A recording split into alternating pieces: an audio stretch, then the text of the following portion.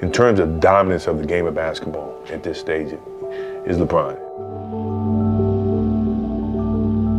Championship-wise, Kobe Bryant.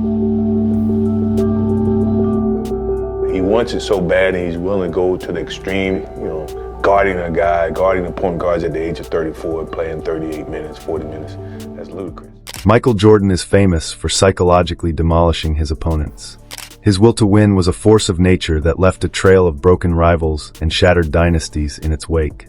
He'd invent slights, manufacture grievances, and use any hint of disrespect as fuel for his competitive fire.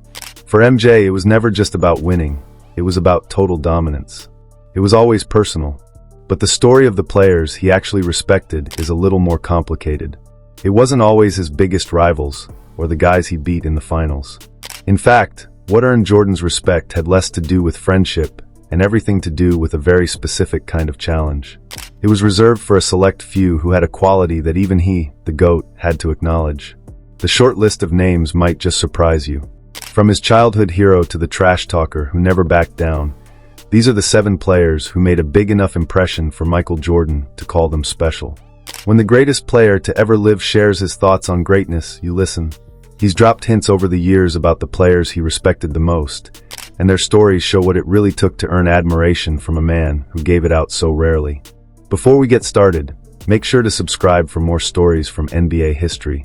Now, let's get into the 7 players Michael Jordan actually respected. Number 7, Gary Payton. Kicking off our list is a player whose whole identity was built on getting under his opponent's skin. Gary Payton, the Glove, was a master of psychological warfare, a point guard with a defender's grit and a showman's charisma. When he was on the floor, you never got a moment of peace, and his relentless trash talk was just as sharp as his lockdown defense. Jordan, the king of trash talk himself, was usually unfazed. But Payton was different. He didn't just talk, he backed it up with a ferocious, physical style that bordered on hostile. Payton's plan for guarding Jordan was simple and brutal. In his own words, a lot of people backed down to Mike. I didn't. I made it a point, I said just tire him out. Tire the F out of him. I just kept hitting him and banging him, and it took a toll on Mike. Their most famous showdown came in the 1996 NBA Finals. After the Bulls roared to a 3-0 lead, Sonics coach George Karl finally put Payton on Jordan. The switch had a clear impact. The Sonics won the next 2 games, and while the exact stats are still debated, Jordan's scoring efficiency took a noticeable dip. In those games with Payton as the primary defender, Jordan had to work much harder for his points than he was used to. Years later, during The Last Dance, Jordan was shown a clip of Payton claiming his defense changed the series. In typical MJ fashion, he just laughed it off. I had no problem with the glove, he said with a smirk. But the eye test and Jordan's own subtle admissions tell a different story. The glove. I had no problem with the glove. I had no problem with Gary Payton. Even in his dismissal, there was an unspoken acknowledgement. Jordan respected Payton not because he thought the glove could stop him, but because Payton had the guts and the game to try. He wasn't afraid. He was a pest, a nuisance, and one of the few defenders who could make Jordan work for every single point. For a competitor like Michael Jordan, that kind of fearless challenge commanded respect. Number 6, Jerry West. The next player on our list is someone Michael Jordan never got to play against, but whose legacy loomed large over his own career. Jerry West, the logo, was more than a Lakers legend. He was a pillar of the modern NBA. By the time Jordan entered the league, West was already a Hall of Famer and a respected executive building the Showtime Lakers. His influence was everywhere. The respect for West was rooted in a deep appreciation for his playing career and the shared mentality of 2 fierce competitors. West, like Jordan, was a tough guard known for his clutch play and relentless drive. He's still the only player in NBA history to be named Finals MVP from the losing team, a testament to his incredible performances even in defeat. Jordan saw a kindred spirit in West. Their connection grew over the years, turning from mutual admiration into a real friendship. When West passed away in June of 2024, Jordan's tribute revealed just how deep his respect ran. In a message read on ESPN, Jordan wrote, "I am so deeply saddened at the news of Jerry's passing. He was truly a friend and a mentor, like an older brother to me." He continued, "I valued his friendship and knowledge. I always wished I could have played against him as a competitor, but the more I came to know him, I wish I had been his teammate. I admired his basketball insights. He and I shared many similarities to how we approached the game. He will be forever missed. Rest in peace, Logo. This was a heartfelt acknowledgement of a predecessor who paved the way. Jordan, a student of the game, understood West's importance. For Jordan to say he wished they had been teammates is one of the highest compliments he could give, an admission that he wanted to align with, rather than conquer, another legend. It was a clear sign of the abiding respect he held for the man whose silhouette defines the league itself. Number 5, Charles Barkley. The relationship between Michael Jordan and Charles Barkley is one of the most complicated and ultimately heartbreaking friendships in sports. For years, they were best friends, born just 3 days apart and bonded by their shared superstardom and love for competition. They were teammates on the legendary 1992 Dream Team and faced off in a memorable 1993 NBA Finals. On the court, their rivalry was fierce, but off the court, their bond was real. Of course, Jordan often used his championship rings as the ultimate trump card in their friendly trash talk. But beneath all the joking, there was a foundation of genuine friendship. In 1993, Barkley revealed that Jordan had offered him private words of encouragement during his toughest years in Philadelphia. Barkley said, "He was there for me when things were not going good. That's the sign of a friend." Jordan respected Barkley's talent and his heart. He knew Barkley was one of the few players who could match his own fire. He once laughingly recalled a playoff game where Barkley, not known for his defense, demanded to guard him after he got hot. That was the essence of the respect. Barkley never, ever backed down. Their friendship famously fell apart in 2012 after Barkley, working as a TV analyst, criticized Jordan's management of the Charlotte franchise. Jordan, fiercely protective of his authority, was deeply offended. According to Barkley, the phone call that followed ended with expletives and a broken friendship that is yet to be repaired. It's a sad end to a major chapter in Jordan's life, but it doesn't erase the decades of mutual respect. Jordan respected Barkley as one of the greatest power forwards ever, a man who played with unmatched ferocity and who, for a long time, was his closest friend in the league. Number 4, Hakeem Olajuwon. In an era dominated by guards and forwards, one big man commanded Michael Jordan's absolute respect: Hakeem the Dream Olajuwon. While they never met in the NBA Finals, the what-if matchup is legendary, mostly because Jordan himself admitted what a huge challenge the Rockets center would have been. The Bulls simply had no answer for Hakeem. Their centers were solid, but they were no match for arguably the most skilled big man to ever play, and Jordan knew it. Former Rockets coach Rudy Tomjanovich recalled Jordan telling him that he didn't think the Bulls could contain Hakeem. Jordan, a defensive player of the year himself, was in awe of Olajuwon's two-way brilliance. He was particularly amazed by Hakeem's versatility. While it's an exaggeration to say he was top 10 in 5 statistical categories at once, Jordan marveled at his unique skill set for a center. The fact that a big man could rank so high in steals was almost unheard of, showing a level of all-around dominance that even Jordan had to admire. According to Olajuwon's former teammate Robert Horry, this respect might have even bordered on fear. Horry has claimed in interviews that Jordan used to say, "I'm scared of the big African." Whether it was legitimate fear or just the highest form of competitive respect, it's clear Jordan saw Olajuwon as a singular force. Hakeem's footwork, the Dream Shake, was pure art, an unstoppable move that baffled the league's best defenders.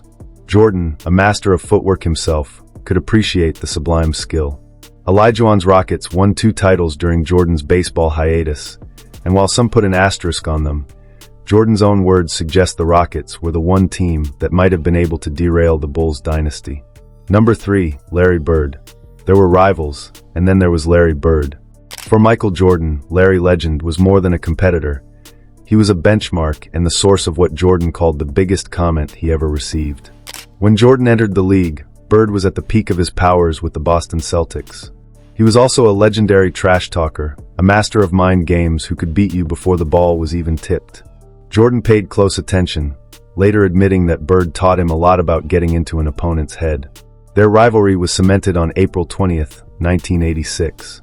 In just his second season, Jordan walked into the hostile Boston Garden for a playoff game and put on a show for the ages. He dropped an NBA playoff record of 63 points, a record that still stands today. The Bulls lost in double overtime, but Jordan had won something far more valuable: the ultimate respect from his rival. After the game, Bird delivered one of the most iconic quotes in sports history. "I think he's God disguised as Michael Jordan." For Jordan, this was everything. "When Bird gave me that comment, that was the biggest comment I've ever received in my life," he later reflected. It gave him credibility. He felt that at that moment, he went from being a hotshot rookie to being seen as a real player. The respect was mutual and deep. Even early in Jordan's career, Bird recognized his greatness, reportedly calling him the best as early as 1985. Jordan, in turn, spoke of Bird with a reverence he showed for few others, stating that modern players who get compared to him aren't on his level because Bird was way above the game. Bird wasn't just a rival, he was a master, and the legend whose validation helped launch the legend of Michael Jordan. Number 2, Magic Johnson. Before Michael Jordan was the undisputed king of the NBA, the throne belonged to Magic Johnson. As the charismatic leader of the Showtime Lakers, Magic, along with Larry Bird, defined an entire era. For a young, rising Jordan, Magic wasn't just a rival, he was the standard. Their careers crossed at a pivotal moment. As the Bird-Magic era began to fade, Jordan was ready to take over.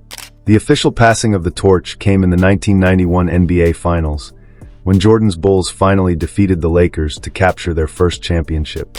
It was a deeply emotional moment for Jordan, the end of a long, hard climb to the top. But the rivalry was built on a deep, underlying respect. As the two most famous athletes on the planet, they truly connected as teammates on the 1992 Olympic Dream Team. Away from their NBA rivalry, their friendship and mutual admiration grew. Jordan respected Magic's revolutionary talent, a 6 feet 9 inches point guard with unmatched court vision and a charisma that lifted his entire team. He saw Magic not just as a great player, but as a great winner. Magic, in turn, knew Jordan was a different kind of animal. After the Bulls won in '91, Magic went into Chicago's locker room to congratulate Jordan, a gesture of sportsmanship that spoke volumes. He understood that the league was now Jordan's. They were two sides of the same coin. One represented the joyous, team-first magic of basketball, the other, the relentless, individual will to dominate. Jordan's respect for Magic was a respect for greatness, for championships, and for the man who held the crown he so desperately wanted. Number 1, David Thompson. At the very top of this list is a name that might surprise anyone who only followed Jordan's pro career. It's not a rival from the finals or a peer from the Dream Team. The player Michael Jordan respected most was his childhood hero, the man who inspired him to play basketball in the first place, David Skywalker Thompson. During his Hall of Fame induction speech in 2009, Jordan shocked many when he chose Thompson to present him. He addressed it from the podium. "I know why, and David knows why. As I grew up in North Carolina, I was an anti-Carolina guy. I hated UNC.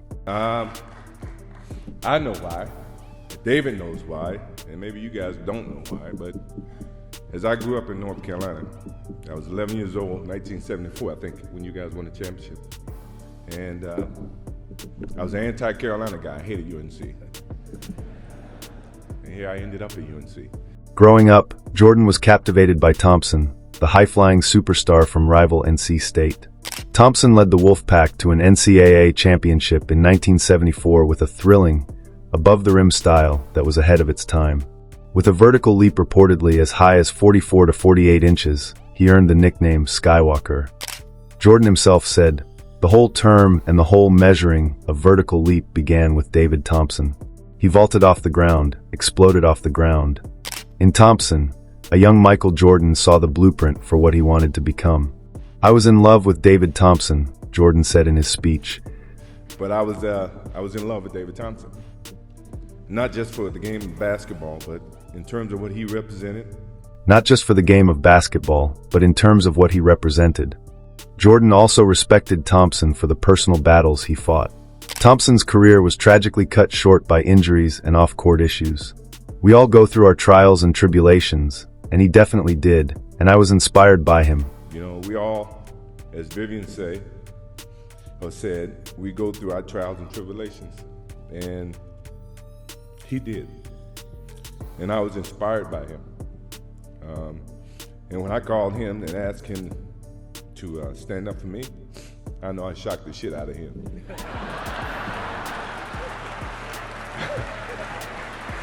I know I did.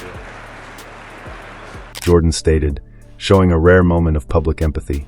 From the fearless defender who wouldn't back down, to the legendary rival who confirmed his greatness, to the childhood hero who first showed him how to fly, the players who earned Michael Jordan's respect were a special breed.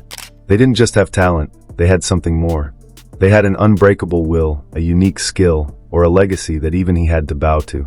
Earning a nod from the GOAT meant you had to challenge him, inspire him, or stand for a level of greatness that was undeniable. It was a short list, but for these 7 players, earning their place in Jordan's mind is a legacy as meaningful as any ring. Who do you think belongs on this list? Let me know in the comments below, and don't forget to like and subscribe for more.